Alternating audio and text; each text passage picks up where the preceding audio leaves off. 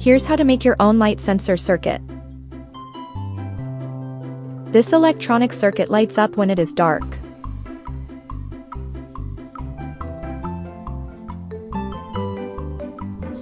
First, let's prepare the materials.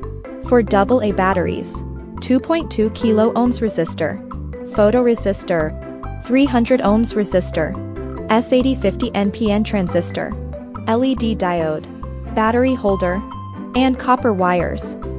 For the tools, we need wire strippers and breadboard. Let's follow the circuit diagram.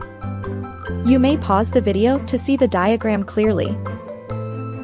Let's assemble the circuit.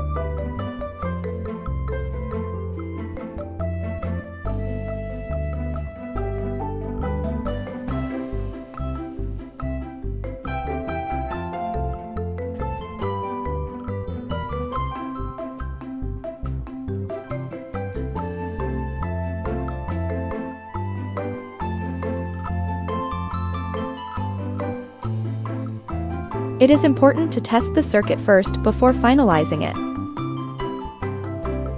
I made the final design on an illustration board, then the components were attached accordingly.